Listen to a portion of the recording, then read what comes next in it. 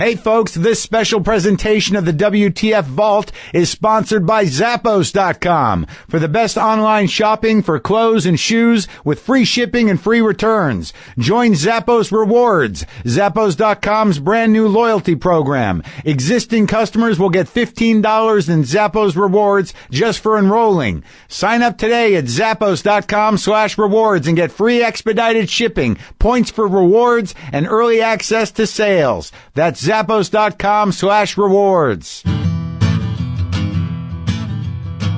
Okay, folks. Well, this is our special Friday thing that we're going to be giving you every Friday through the year end. These are specials. These are special episodes of things that you've never heard before. There's no way you could have heard the one I'm going to play for you today. There's no way, because my producer sent me an email saying he had some stuff that no one's ever heard before. He found it in a box under his bed. Some stuff, some discs that represent me a decade ago. So I don't know exactly what they are. So I'm gonna call Brendan McDonald right now and get the lowdown on, and also to ask him. Well, I'd like to know if I'm okay with whatever the hell this stuff is. So let me call Brendan.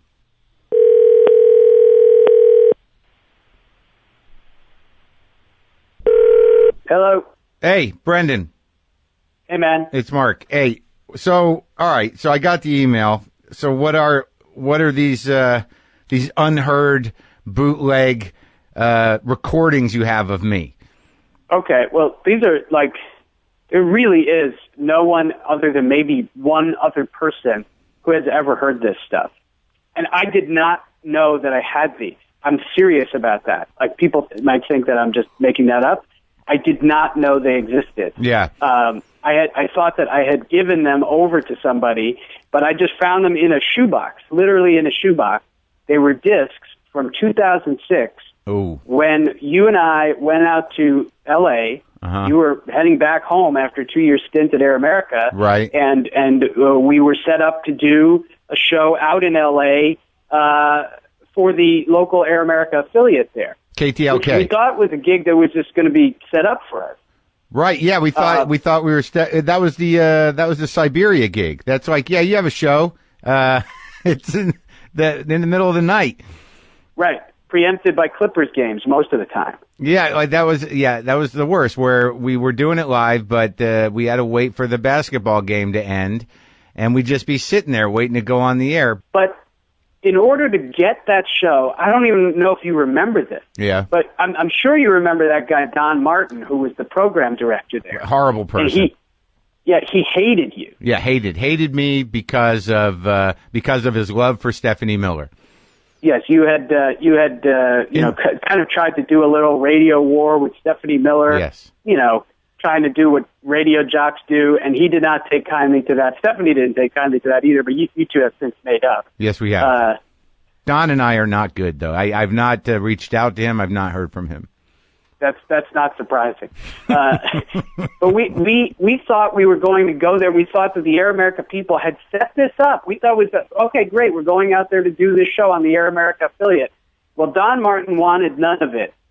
And in fact, not only did he make us kiss the ring, he made us create pilot shows to be heard only by him, where we had to basically put our best foot forward and make a show that this guy could listen to. Yeah.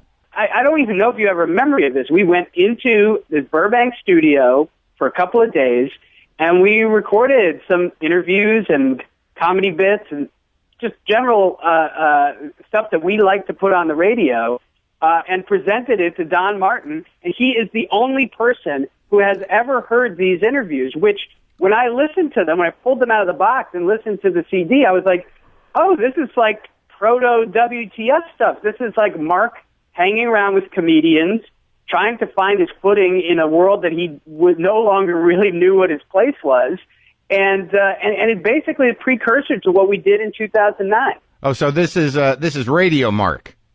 It's Radio Mark. It's also Bitter Mark. So this one we're going to play today is you and Patton Oswalt. Yeah. And Patton was not even a huge like household name or anything at the time, but he was known for being in King of Queens and a respected comic among people who are fans of comedy. But everyone will be able to hear that there is a little undercurrent of old Mark intruding on this conversation with Patton. So this is what, 2006 or 7? It's over 10 years ago. It was the winter of 2006. As I recall, it was not inherently that political a show. No, I mean, there's some politics stuff that I'm not even going to bother including here because it's so dated and, right. and it doesn't even, like, who even knows what you're talking about. But the stuff with the comedian friends that you brought in, it really is a precursor to what you wound up doing twice a week, especially in the first year of WTF where you were interviewing almost exclusively comics. Do you have other shit in that box? I mean, is there stuff that... Yes, I do. So I figure for the next couple of weeks, we'll hear some of this stuff from those old pilot shows. And then I got to thinking, like, we have other stuff that people have never heard before. No one has heard. And why don't we just start releasing these things? Because some of these things have not been heard for reasons that are not about them being bad. There are other stories and other reasons behind people not having heard these things. So we're just going to roll these out. It's like the uncovered WTFs. Okay. And these are the ones that started 10 years ago over there in Burbank in the like Clear Channel radio mill, mostly surrounded by conservative right-wing talkers. And we knew we had to like do a real thing because this guy could have very easily given us the thumbs down and said, no, thank you. So this was the best you and I could do in 2006.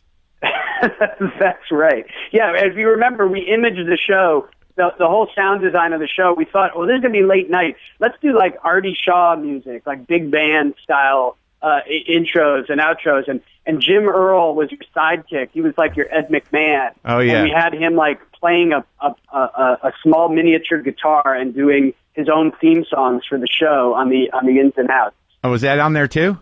Yeah. Oh, great. All right. Well, I'm excited to hear it. All right, man. Well, enjoy, and I hope everybody else likes it, too. All right, I'll talk to you later. Okay. All right, folks, before we hear this stuff, I want to thank Blue Apron for sponsoring this Vault series that we're doing to close out the year. Blue Apron is one of my favorite sponsors because I really like to cook. And when I get that box from Blue Apron sent to my house, I know I'm going to make a great meal. It's also great to know that the ingredients are coming from their partnerships with more than 150 local farms, fisheries, and ranchers across the United States. Beef is raised humanely, chickens are free-range, pork is raised naturally, seafood is sourced sustainably. And because Blue Apron ships the exact amount of each ingredient required for a recipe, they are reducing food waste. Try it now for less than $10 per meal. They'll send everything you need to make fresh, high-quality meals right in your own kitchen. This month, you can get pan-seared chicken with roasted fall vegetables and butter caper sauce, or spicy lotus root and purple carrot stir-fry with sweet potato noodles. Check out this week's menu and get your first 3 meals free with free shipping by going to blueapron.com/Marin. You'll love how good it feels and tastes to create incredible home-cooked meals with Blue Apron, so don't wait. That's blueapron.com/Marin. Blue Apron, a better way to cook. All right, now let me play that stuff for you. It's going to be exciting. Live from Burbank, California, the only Spanish land grant Spain never wanted back. It's the Mark Maron Show. And now, a nice guy, but he drives like a big Jew, Mark Maron!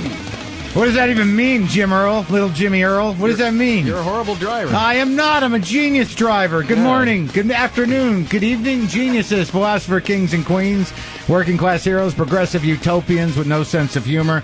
Of course, you lurking conservatives. How are you out there? I'm very excited about tonight's show. Jim, a friend of ours, maybe you know him as well. He's you might know him from the Sierra Mist commercials. Patton Oswalt will be here in a few minutes. Some of you might know him. He's also a comic and he's done some TV work. But the Sierra Mist commercial where his kilt blows up, I think that's what a lot of people don't know him for that either. But you say, you know that Sierra Mist commercial where the kilt blows up, and they're like, oh, that guy's funny. I saw him. He also had some small parts in movies, but hopefully he's funny and he'll be here in a few minutes. I love Patton. Of course, he's the Comedians of Comedy tour and TV show, and many other things. We'll talk to him in a second. Jim, I tried to call you earlier because we were going to be late coming to the studio because we were busy producing the show in my garage. Yeah. And I called you, and I got your phone message, and it's cute, but the really funny part is sort of surprising. You mind if we call your phone? Yeah, let's call it up. Let's call Jim's cell phone. We're calling your phone. It's off, right? It's not. Yes. We would have heard it. It's God, on. I'm a dummy. I would have heard it if it was on, wouldn't I? You're very That's technical. stupid. I'm stupid. All right, wait. We All right. gotta hear it pick up. How many rings do you put on it here before it picks up, Jim? I have no idea. Ostentatious. This of is you. compelling radio Make because people it's wait. built in. All right, here we go. Jim Earl. To page this person, press 5 now. Now, what's funny about that? It's not you going, Jim Earl.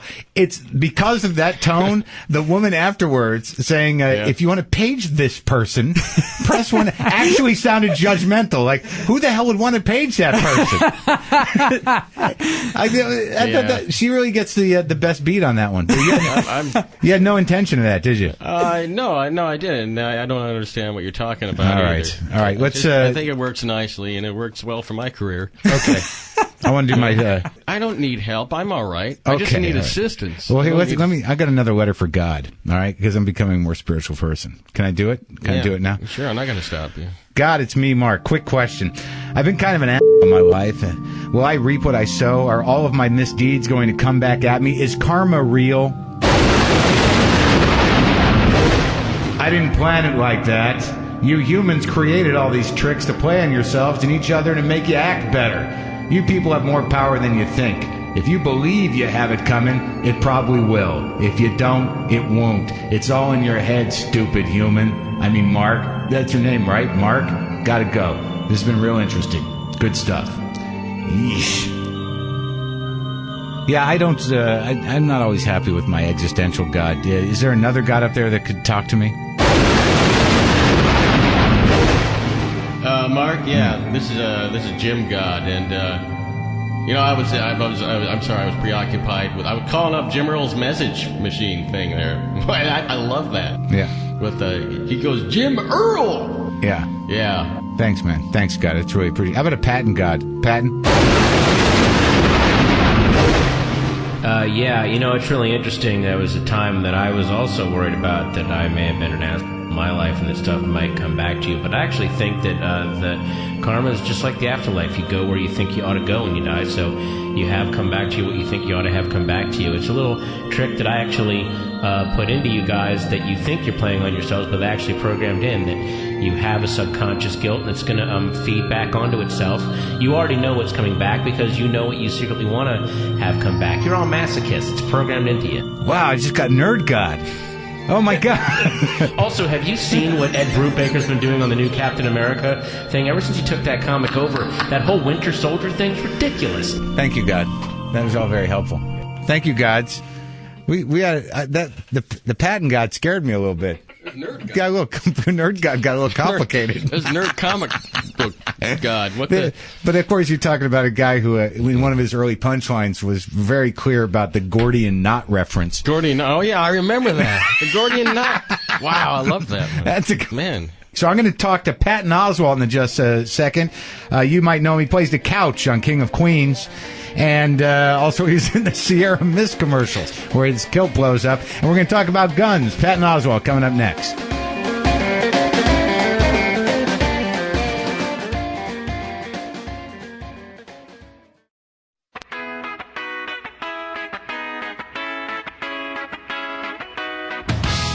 And now back to a man obsessed with Marion Davies' clitoris. Mark Maron. Hey, what? Who even knows what that is? It's Rosebud. Yeah, Patton's waving his hand. Patton Oswalt's already in the house. A dear friend of mine, actually. I think we are dear friends, although, we don't talk much, and I resent him. I think that, really, over the years, we met many years ago. We both coincidentally moved to San Francisco. Skisco. Yeah, Skisco. He moved to San Francisco. I, of course, moved to San Francisco, which was the part where it took me. It's the part of town where it takes longer to get famous. But He's one of the comedians of comedy. He's on that tour. He's on that TV show. You've seen him on The King of Queens. He has several CDs out. He's a big bit player in many movies, and of course, the Sierra Mist commercial. The very funny Patton Oswalt. Hi.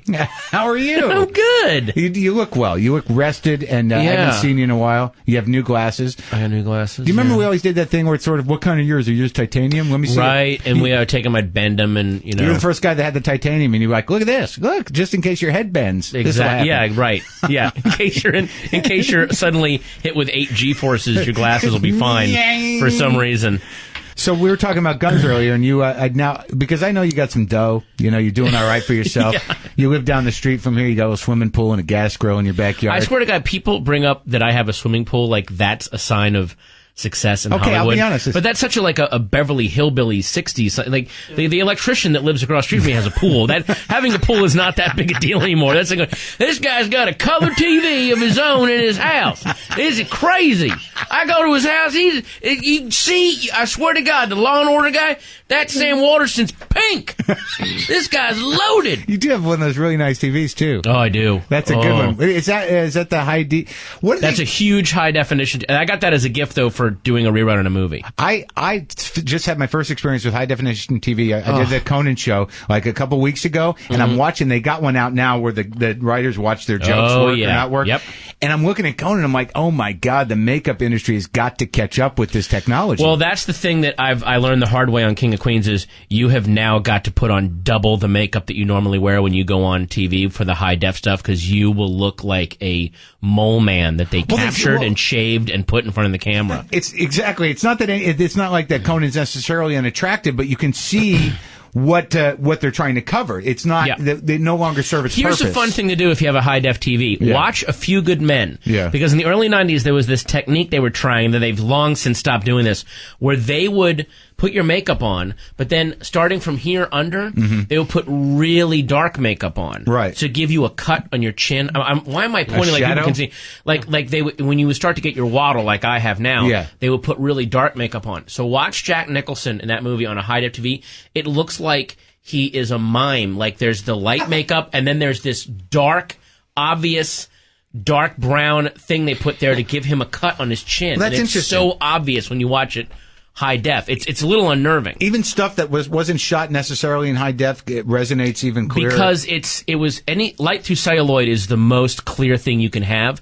So light through celluloid so it just does it on its own. Exactly. Oh, it keeps. my God. So when you watch these early 90 movies with guys that were getting a little older, you see this stupid technique they were doing, and then they realize, oh, we can't do this anymore because it. So now, all right. So I guess my point is that before I was being snide, but I don't mean to be snide. Is that you do have a life, you've got a house. Have you had a discussion about protecting the house? I'm sure you have an alarm system. Yes, we have an alarm system.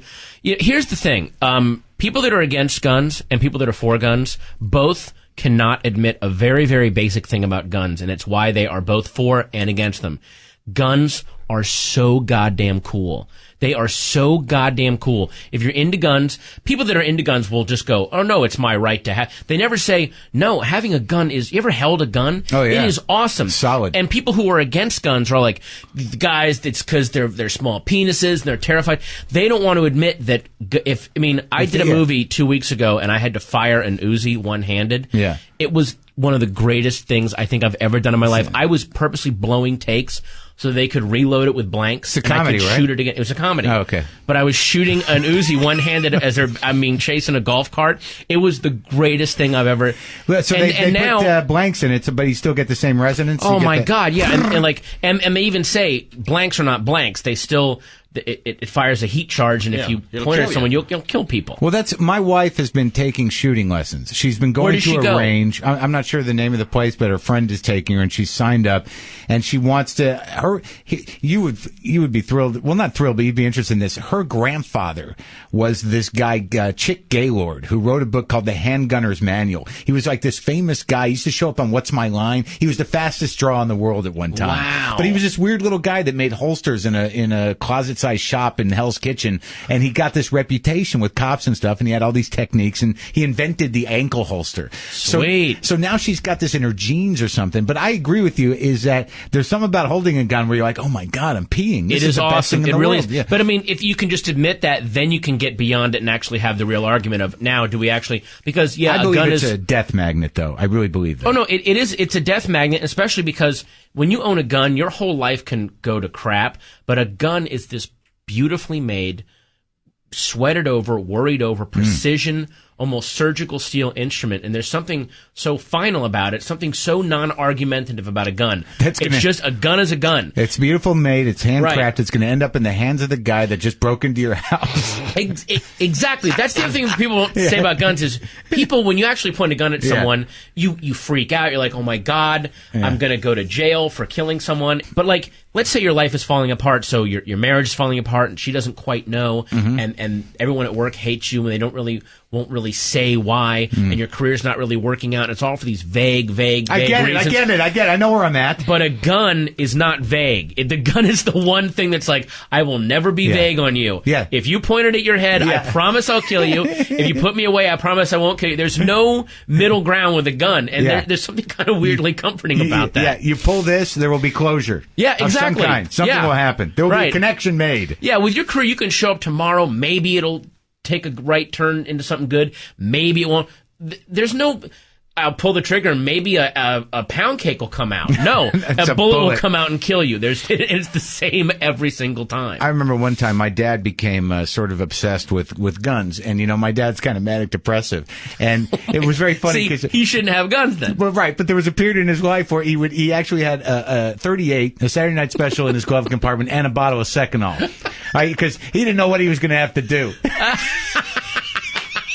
That's true, but I had the opportunity to go out and shoot guns. There was one time where my brother went over to his house. Me and my brother and I, Craig, went to visit his house when he was living in Arizona, and we walk in. My dad's literally on his bed with 7 or 8 guns, just sitting there going, "Look at these." I'm like, "Oh man, what's happened to my father?" But it is interesting. So you've shot. Oh yeah. There's a place right here in Burbank, right up on Victory. I don't know if I can say the name. Can I? It's called the Firing Line. Yeah. Every Saturday morning, they open at 10. But if you show up at like 8:45, starting at 9, and you just got to know about it, you show up right before the 9 early o'clock, bird, and they will let people in and give you a free 3-hour gun clinic, and they'll teach you how to shoot guns. Well, I think it's like $60. That's what my wife did. That's what they have coffee and donuts for you. Drink coffee and donuts and shoot guns all morning, and it is so totally awesome. And again, guns are like rock music. It's all about topping each other. I remember when the 44 Magnum is the most powerful handgun in the world. Then there's this company called Casull. I think I know I'm mispronouncing it. They came out with the 455, which is more powerful. And then Smith & Wesson, like a bunch of snotty teenagers, came out with the 50 caliber handheld Magnum just to go, meh. Yeah. We're the biggest now. Yeah. And you know that a 51 will come out in a year. You know what I mean? Yeah. It's all just like rock guys fighting with each other. And the promo is like, this gun will take your arm off when you shoot it. Yeah. It's like, you can only shoot it once, and you're like, your arm flies back. You will die using this gun. It'll kill you first, and then whoever you point it at. We're going to go shooting, and we're going to talk to Patton a little more. We're going to see what he's doing. We're talking about the comedians of comedy and what that means. Take us out, Jim. Mark Maron Show! Mark Maron Show! Mark Maron Show! On the radio! Good God Almighty!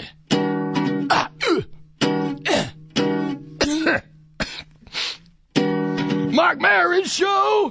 Yeah!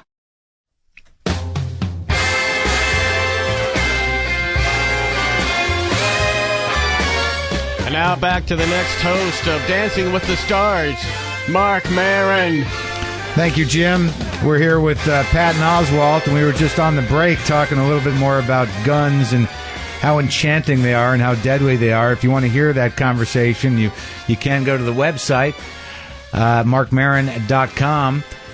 So, Patton, you just said you were doing a movie. Now, I'm not, as I get older, I've grown capable of actually being happy for my friends, though it's hard sometimes. The Comedians of Comedy tour goes on. It goes on, even though we did our first season on Comedy Central because we did the movie. Mm-hmm. This is so convoluted. They liked the movie. They bought the TV series. They did 6 episodes. It did really well, and then they didn't pick it up.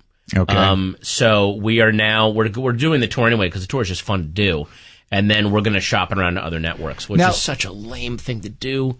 Yeah, I hate going out hat in hand, but I guess you got it. I mean, if Arrested Development can do it, I can. So. What is the nature of the comedians of comedy? It's sort of a tongue-in-cheek thing because I know there are two. I come from the same school of comedy that you do. We believe that there are 2 worlds of comedy out there. Yeah.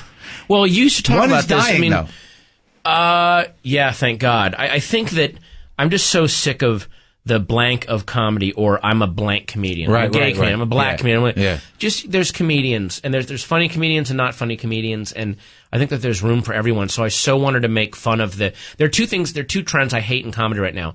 That compartmentalizing thing. Sure. And then also that whole thing that came about with Last Comic Standing, which was, you have got one shot. Your career comes down to this 5-minute set, and if you blow it, that's it. And it's so like that was that mentality. Remember in the early '80s where you go on Carson and you got your 5 minutes, and he either waves you over or not, and that's it. That's your shot. And it made so many people second guess what they do. Wait, but I'm not sure I agree with you because I think that when they did Carson, I think that the Last Comic Standing for some of those people, it is their last shot. But what I'm saying is, why put that thought into people's heads? Right. Sometimes when people are at the end of their rope and it feels like all the doors are closing, that's when you can get really inspired things happening when someone goes, I don't care anymore, I've lost my fear. Unless you have a gun. Unless you have a gun. And a lot of people Richard Pryor had a huge crisis where his career just collapsed, and he went, you know what, screw it, and he moved to San Francisco and started over again. He had the collapse where it's like, I'm doing Cosby. I can't do Cosby. There's already a Cosby. Yeah. But I find it very interesting because I'm the same way as you. I think a lot about this stuff, and people from college newspapers interview me as well. Don't think I don't read thanks for saying the nice things about me. You were a huge influence, man. Yeah, thank you. And you were. And now not only on me, but like this whole alternative scene. People like you and Dana Gould and Janine. You were like, the Johnny Cash, Elvis Costello television New York Dolls of this whole scene. So I feel like an old man. I feel like, because I know that you and I, on some level, we sort of started in one part of your career. We started together, but sort of. But I know. But I had the luxury of, like, when I was still young, I had places like the Largo and that whole San Francisco scene.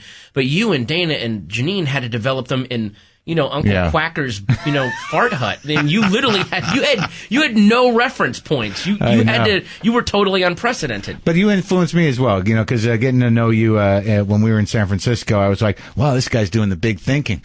I got to learn how to get out of my head a little bit. But thanks for being with us. I hope you come on again, Patton. Thanks, man. Yeah, anytime. Okay, great.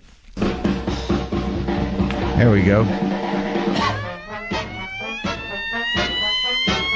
Next week's show on Monday, we've got Jack Boulware, the great funny writer and friend of mine. Sammy the Stem Cell will make an appearance. The War on Brains, of course, will be here. And I think my dad's movie reviews, if I can get him on the phone in the right state of mind, we'll do that. So thank you to Jim Earl, Brendan McDonald on the board, Steve Rosenfeld for moral support, and the strange judgmental look through the entire show without saying much of anything. So good night, sheeple. Have a great weekend.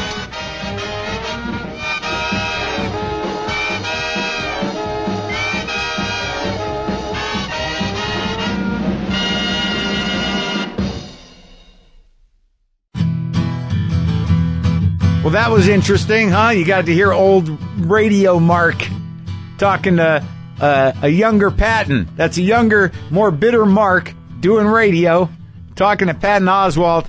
So we'll be back next week with the 2 regular WTF episodes and another edition of The Vault with stuff no one has ever heard before, perhaps even me. So these are fun, right? Boomer lives!